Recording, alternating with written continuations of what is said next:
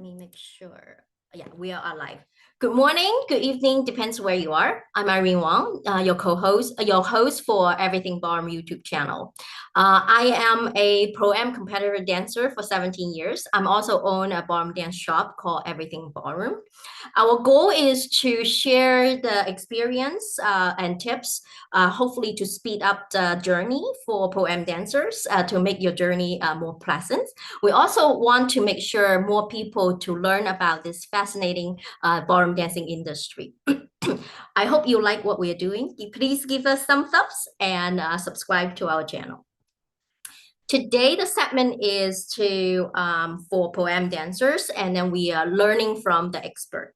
So we have two guesses, and one of them actually was a pro-am dancer for a long time, and then now they both becomes a professional dancer and then dancing, competing, and winning recently a professional rising star at the CBD dance sports. So they also have experience in teaching wheelchair students. So I'm sure we can learn a lot from them. And without further ado, let me introduce our guests, Alex Bells and Aubrey Meade. Yeah, thank you. You guys are muted. Yes. Thank you so much for having us. Welcome. Before we get started, let's do a quick introductions and tell us a little bit, one of you, some fun facts about each of you. So let the audience get to know you. You go first? You go first. Okay, so my name is Aubrey, and I guess outside of being a ballroom dancer, I do a couple of other performance opportunities, I guess you could say. So before I was a professional ballroom dancer, I was an opera singer, and I still like to do some opera contracts. I actually just recently worked for Detroit Opera, and also I'm a stilt walker. So like on those really tall sticks, I sometimes do some performances, and I'm in costume, and I'll do entertainment events and stuff like that. So that's, I guess, a fun little tip about me. Yeah, you must follow her in Facebook. She has so many great pictures and fun, dramatic, makeup, and that's really fun to follow. Yes, how about you, Alec? I don't think I'm as interesting, but I like to say, yeah, it's hard to top that. But something fun I like to do, or something that's interesting. I used to do a lot of running maybe when I was younger. Most of my life right now is like lots of dancing and stuff. So I sort of travel a lot and teach. So I teach majority in two cities like Detroit and Cleveland. So I do a lot of commuting and stuff to teach. I used to do a lot of running back in the day when I was younger. I had like college scholarships to go into colleges and stuff like that, but I turned those down and stuff. I also had an injury that made me get into dancing, where I was told I wasn't supposed to walk, but I sort of turned that around, and now I can dance and I can still run just as normal like anybody else. So sort of proved everybody wrong with that. That's actually inspiration. So, you make it work, and not only that you can walk well, and then you can dance well. So tell us about, you are the pro-am dancers before you become professional, right? So how do you guys met and decided to go forward for the become professional? Well, for me, Aubrey actually started as professional. But for me, I actually started as a student when I first started dancing. So that was, oh shoot, how many years ago? Quite a long time ago. But the interesting thing is we started around the same time actually dancing, which is really cool. So I started as a student, and I started off for fun. Actually, this is when I had my injury. I first injured myself from running. I didn't condition my body one year, and I went right into the sport. And I pulled my hip flexor muscle, so I could not really pick up my leg, basically. So I was out for a few months in terms of running and stuff like that. But before that, me and my mom passed like a Fred Astaire close to where we lived. And I was interested in it. My mom asked if I want to try it. And then I hurt myself. And then we came back to the studio and we said, this sort of is interesting. We want to try it out. And we even asked a well-known doctor that I was working with if I should try it. He said it was perfect for cross-training because the original doctor I went to for my injury, he said I could not run again, which is bull crap. And to hear something, I did not like running personally, so for me, I was like, yay. But at the same time, too, like it was something important for me at the time because I was like, I didn't know what to do when I was younger, like what I wanted to be and do. So I was thinking like, okay, do I want to do like business degree or like computer science? And it was interesting for me at the time, but I didn't discover dancing yet. So I was like, okay, running is something I can do, to go into college and this and that.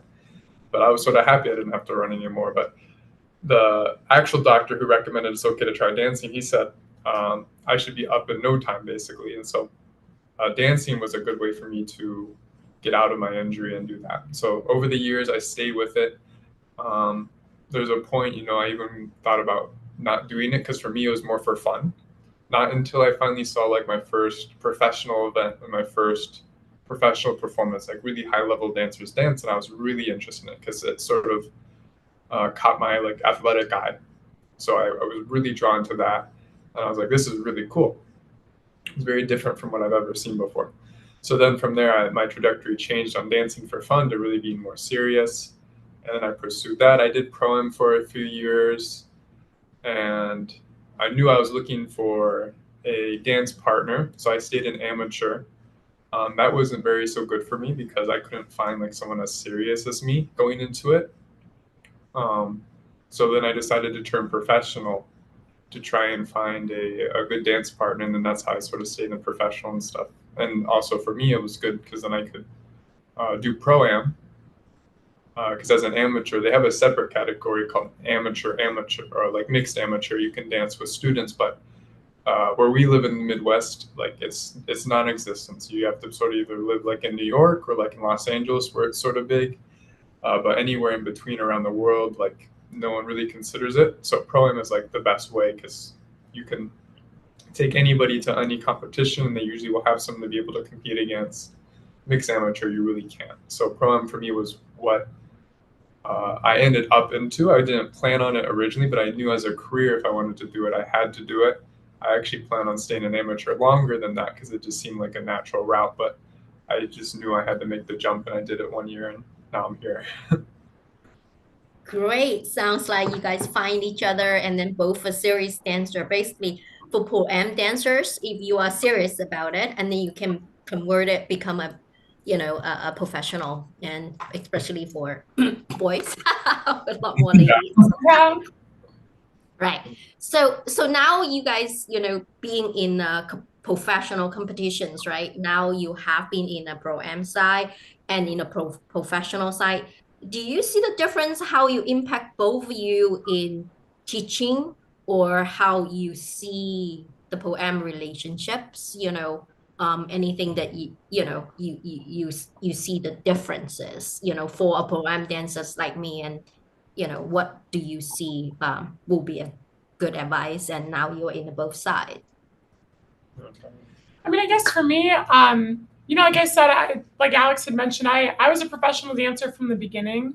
And I really think when amateur dancers that are with a professional, when I think they're at a high level and they really have competed and they've gotten used to it, I'm not really sure if there's that much of a difference, really. I think high level amateur dancers, when you get a certain level of skill, it's very artistic. It's a communication between the teacher and the student. It's not always so much like the teacher is always telling the student what to do. It kind of becomes like, how does that feel for you? Mm-hmm. If that feels good, then we keep doing it. If it doesn't feel good, even if you're just a student, that's not a good sign. So I think it becomes at a higher level, I don't know if it's that different. It becomes an artistic venture for both of you. Everybody, even teachers, like professionals, we're learning every day as well.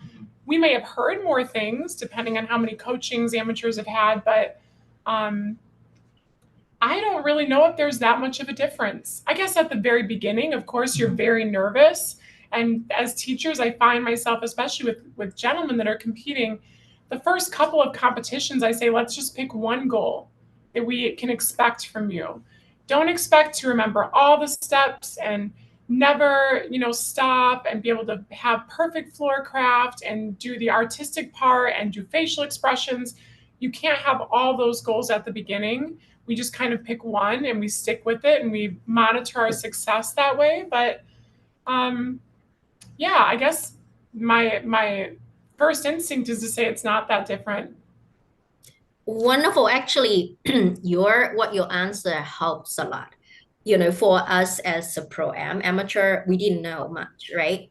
But what you share is so important as a pro-am dancer, actually, is that our feeling, our voice need to be heard as well in a relationship. But a lot of time we don't know, right? We don't know. We just very subdued and then just do everything the teacher told us to do. But from what you said, in order to have this partnership thrive, actually we need to be honest and share how we feel, what is right or wrong in a communication more equal level. Of course we're going to learn from the professional some of the things that we don't know, but I think that is a very important that, especially when we go along the competitive journey, we need to share how we feel. And I love another things you talked about. Actually, this few things that you talk about so nice. It's just pick one goal. So for us as amateur, we don't know what is the goal. So sometimes we just go in and we're trying to win. I talk to so many professional and judges. Actually, that's not the best goal that we set just to win. And what you say, instead of pick a goal of how to enhance our dancing, instead of winning is not supposed to be set as a goal, especially for pro and dancer, for anyone actually, not just a winning, but setting a goal so we can improve our dancing. And that is so important, so important. Every single time we messed up, but to me, because we all only want to win, right? So that is super. It's like it's just not helpful all the time. Say you go to a competition and there's only one other couple with you and they've been dancing for 20 years and they're amazing. You may always get second place to them, but it doesn't mean and out of two couples that looks like you were last, but it doesn't mean you didn't do a great job. It just, and every competition has a different combination of people that have different backgrounds and different experience, so it's fun to kind of go to bigger comps and to see how you fare. But if you don't have a goal for yourself, then all you have to depend on is the number. And that doesn't really help you. It doesn't really help you in the long run. So I think you and I have a similar, idea about that. You just got to find what makes you happy, what makes you feel good with your dancing, and see if you can achieve that one goal that you have, or those two goals. Yeah. Each event. Even we've heard from other pros and even really famous dancers too. They say the goal of if your goal is you really shouldn't go into a goal for competition just to win it, because there's the motive behind it. It's just it's just a number, first of all. And we've gone into competitions too. When we win, we walk away and we're like, oh, we could have done way better. And then we also feel so good. And then we get first, it's crazy. And then the opposite happens, it felt good, but we didn't score so well. So you can't go into it with that mentality. I mean, there's very few scenarios I think you can, maybe if you're ranking first for everything and then you go to a very big comp and then all of a sudden you get second or third, that's maybe a little different. But for, I'd say 99% of everything, that's not the goal of it, because you want to be more focused on stuff you can control. You can't control the judges, you can't control the mark. You can try and influence as much as you can, but it's not really the purest way to go about it. If you want to become a better dancer, you have to focus on yourself and that sort of thing. It doesn't matter if you're doing pro-am, even professional and stuff, you see the same sort of thought process when you're entering an event, no matter what level it is. This is so important, right? So sometimes I see a lot of lady forgot about that, right? So it's going just to win instead of just focus on inside what we can control. And then now they become, oh, there's a politics, this is a this. And then because the scoring, because they focus so much on the scoring, so focus on the outside environment or outside influence. But instead, I truly appreciate what you said.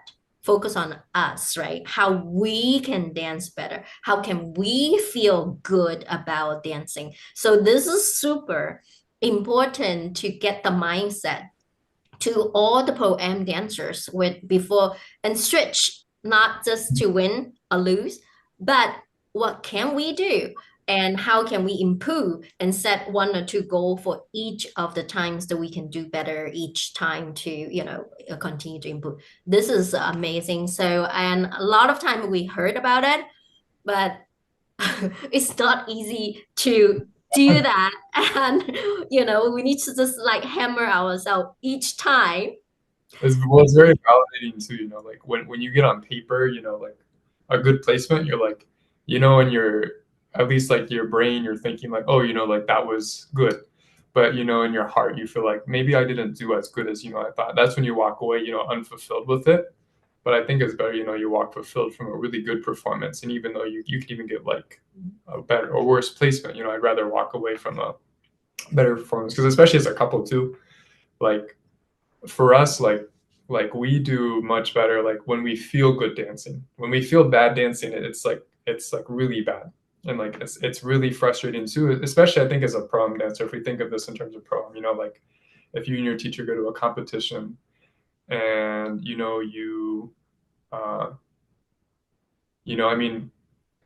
I mean one thing sort of like to make sure that it's clear for it is like when you want to feel good walking away from it, like having that one goal or those few goals is important. Because if you don't establish that first, then it's hard to know what is good or bad too. Like you can be thinking of 1,000 things, or your teacher could be too, but it's good to like ask your teacher, hey, what is a simple goal I can do? Or you ask your partner, like, what is our goal going to this competition? Because if you go in with something with no plan, then it's very hard to both of you walk away from it and be like, oh, that was good, that was bad. Because you can, if you have no goal, then there's 1,000 things that can go wrong. Yeah. But if you have one goal, you have one thing you can you both aim for and can control, or as a teacher who's telling their student like, hey, like I want you to focus on this. Then for me as a teacher, I'm like, okay, I know my students focus on this. Like maybe like I'm more worried about frame, but maybe this competition, like if their footwork's not perfect, that's okay. Or something like that. Yeah, but just to have one goal. Just one goal. But when you walk away from it and that goal was well, you really sort of showed that goal, or you tried to really like purposely display it and perform it, then you can walk away being like, oh, that was really good. Then you feel good walking away from that. And that's sort of, I'd say for all levels, that's the case. Like for someone in bronze, it could be like footwork, frame. And, for someone who's like, getting better, it's like maybe more efficiency with everything. And then super high level dancers, it's how well am I expressing some emotion or idea, so it doesn't matter what level you are, like the goal is a common goal between two people dancing together and stuff. So it's really good to have that.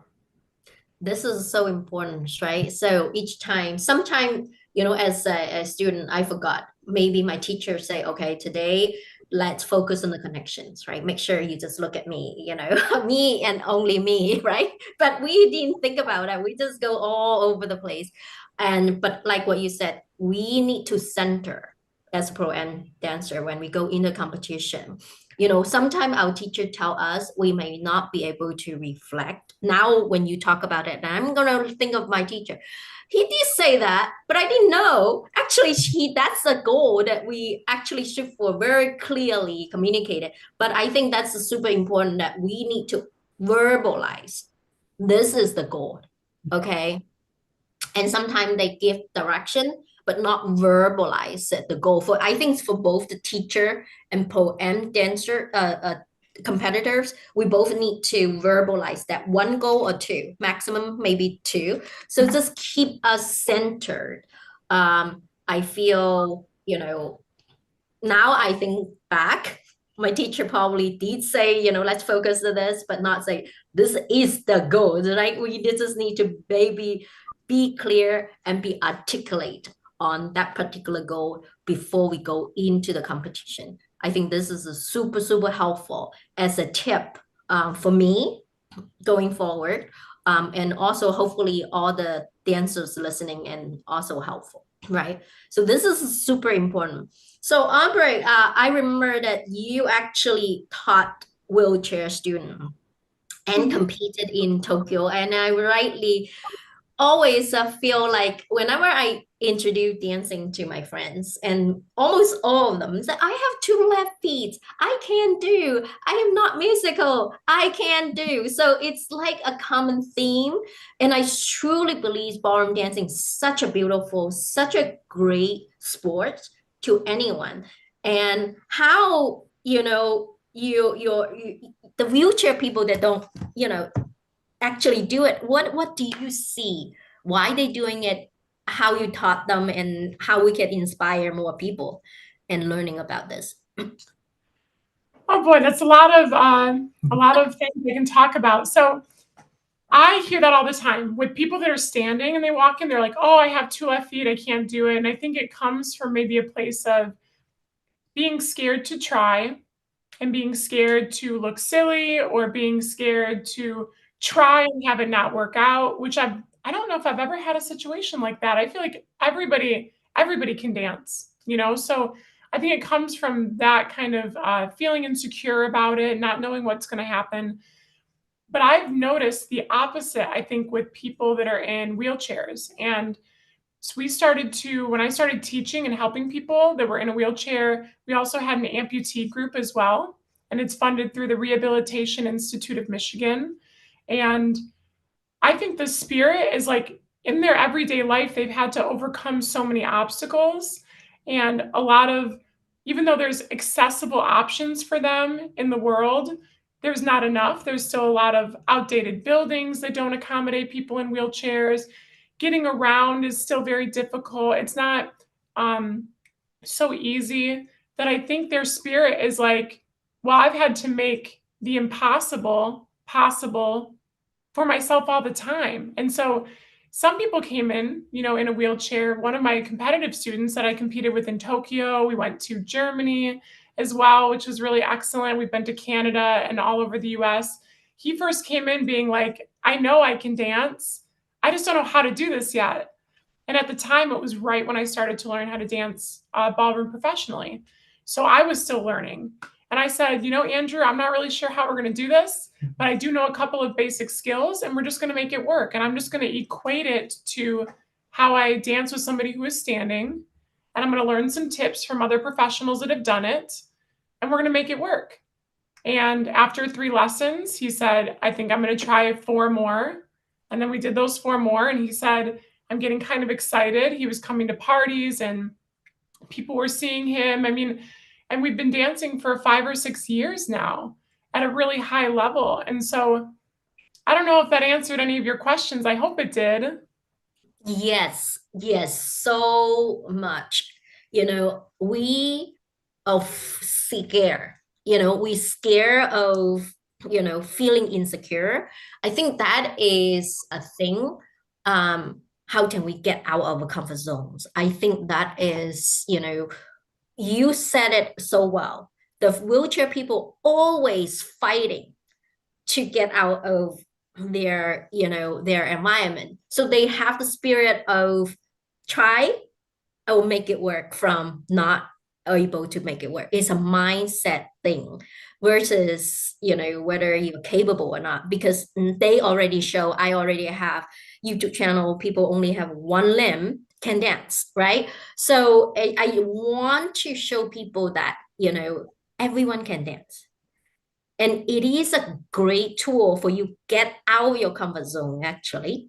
Bring your insecurity, tackle that, tackle your insecurity, tackle your fear, and go forward to it. So that, I think you answered this so well, and why the wheelchair people versus we are very capable of doing that, but fear to try.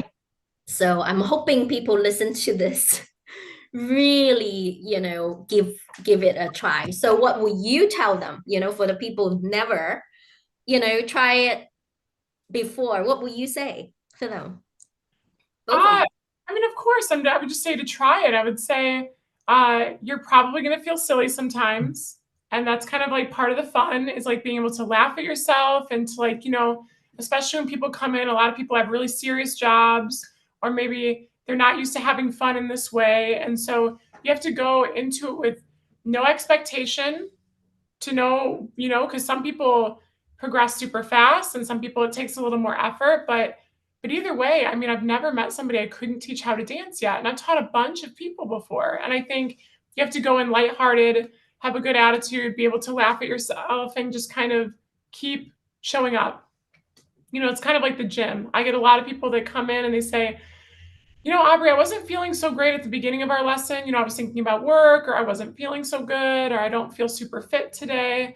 And then at the end, they say, I'm so happy that I came. This was so rejuvenating for me to have my mind on something else, to feel the music and to express myself. And, so sometimes the hardest part, as silly as it sounds, is like taking the first step into the ballroom, taking the first step into your lesson, into a group lesson you've never tried before. I don't know the Roomba. Well, just come and try it. And maybe it's your dance, it might be your favorite, and you just won't know until you try it.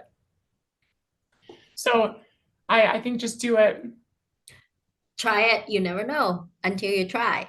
And then step out the first step, that is so important for everyone. Actually, it is a mindset though, and no matter what you do, if you haven't done anything, you're always afraid that you cannot do it. But if you don't do, you don't try, you don't take the first step, you never know. And you're all in your head, you're afraid of something that you never know whether it actually is or it actually may not. You may love it, and put your fears aside, right? So that's wonderful. So now, oh, sorry, I didn't mean to interrupt. It's funny because when I first inquired about ballroom dancing, I had a professional dance background. I was singing and I was doing musicals and I was dancing. I called the studio that I wanted to work at and I said, hi, my name is Aubrey. I think I'm probably too tall to be a ballroom dancer. It's so silly, because like it's a benefit, in my mind, my height is a benefit. But I called and I said, I think I'm probably too tall because in my mind, ballroom dancers were like small and very compact. And I was thinking like Latin dancing and all that. And I just thought for some reason I didn't fit into the box somehow, and isn't that so silly now that I'm like professionally dancing and competing all over it's like everybody's coming with their own reason as to maybe why they're not going to fit in. And whether it's age or it's I'm not super fit yet, or I don't hear music well, or I'm scared to show my emotions. I feel like everybody's got at least one thing that maybe holds them back, so just to let go of those things and just try. So anyway, that's my final word on it, I guess. I just wanted to mention that. No. This is super good. Keep going, Alex. You want to say something? What was it? You want to say something? Oh, me? No, you don't have to. I have no dance background. She did. So I when I first started, I remember this because I couldn't. Well, you came in with your mom too. Yeah, I came in with my mom. I had crutches, and I remember just very clearly like one of the lessons. I wanted to learn salsa when I first started learning to dance, and I remember messing up the footwork because you have to like. I wonder if I can show this. You have to step forward and then you step back with the other foot. I just remember my first lesson doing that. I just remember on the same foot, yeah, on the same foot. It's such like I think of it now, it's such a simple. And then I remember that too. When I'm teaching, I'm like, when I approach like teaching too, I think like, like dancing for some people can be uncomfortable in the beginning. Actually, in certain levels too. Like I mean, you walk in and there's like mirrors everywhere, and it's always bright, and there's music, and people that are better dancers than you are everywhere. It's like it seems like a million reasons to be like kind of on guard a little bit. It's like it happens like at every level too. In the beginning, it's just starting.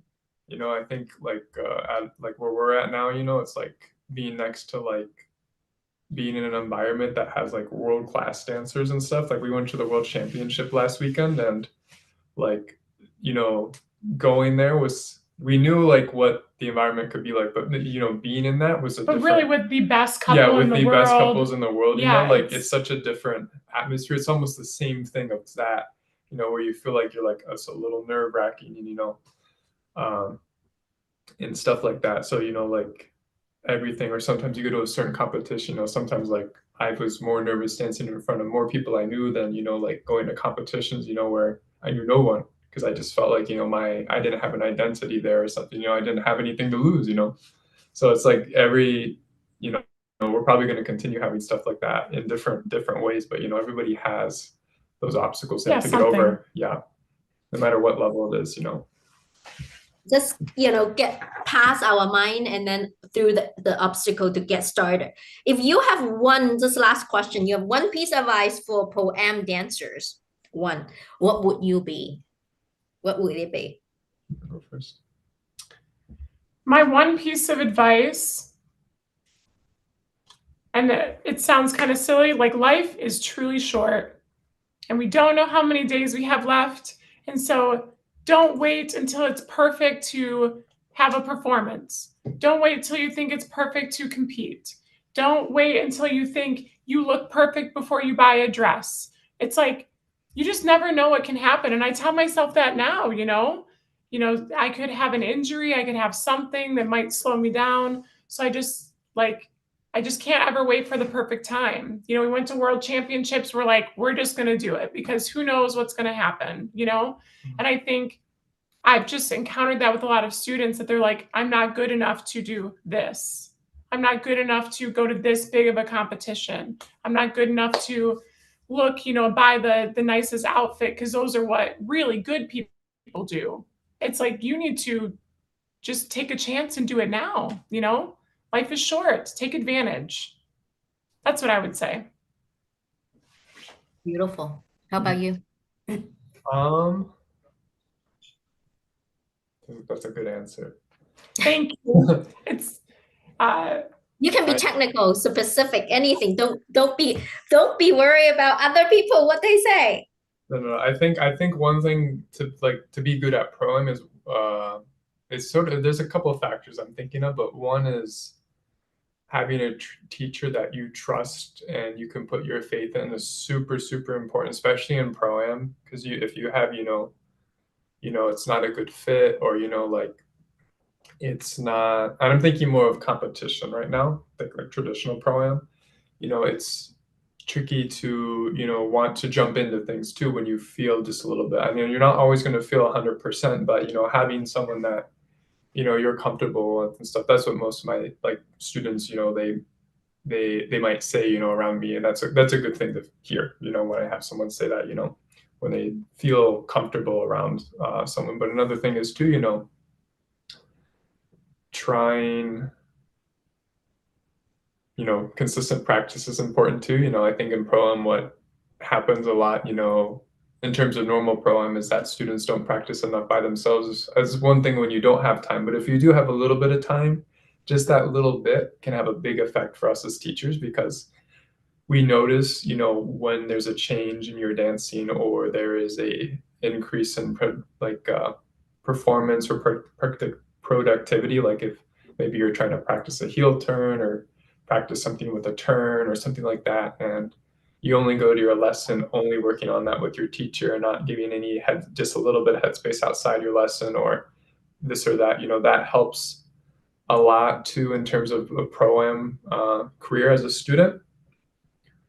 And always having the love for dancing and the love to learn, because that's super important. I feel like, like you also want to surround yourself by people who love dancing, who also love to learn or teach or this or that or perform. And that'll make you a better dancer because of it. Because then you have a passion for it. You want to have a passion for dancing too. Yeah, I think you always want to see a dancer. And, when you see a passionate dancer who's really putting themselves out there, it's so fun to watch no matter what level and stuff. The last thing I think as even judges or pro-am teachers, is you see someone out on the floor and, it's really sad, if someone's not enjoying it and you see them not enjoying it, then it's like, okay, why do it, but I think when you have all those factors sort of put together, no matter you go over those adversities, you trust the people you're with, you jump into things, it'll really help to help you as a pro dancer.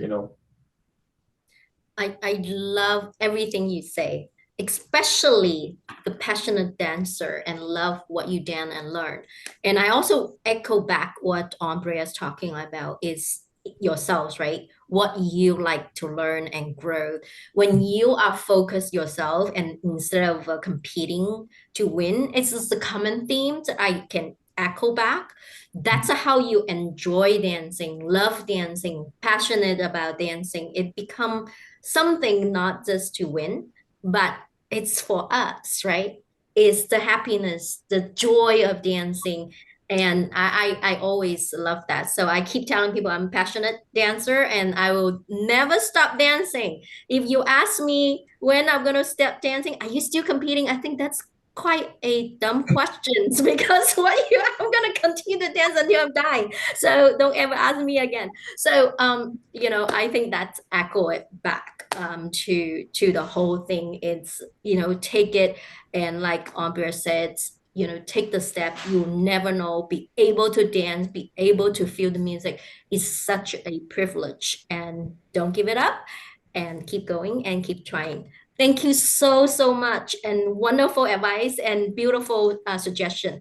Thank you. I'm hoping everyone will going to learn from you guys. Thank you. Thank you Yes, so thank much. you. So again, this is Everything Ballroom YouTube channel. I hope you like what you see, and I hope it brings some value to you. And please subscribe to our channel and give us some thumbs. And our next speaker will be Toshiko Kushina Konodo at November 15 at 7:30 p.m. Eastern Time.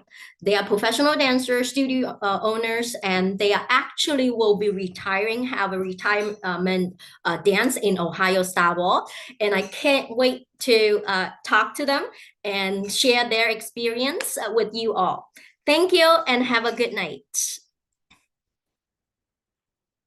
Let me stop.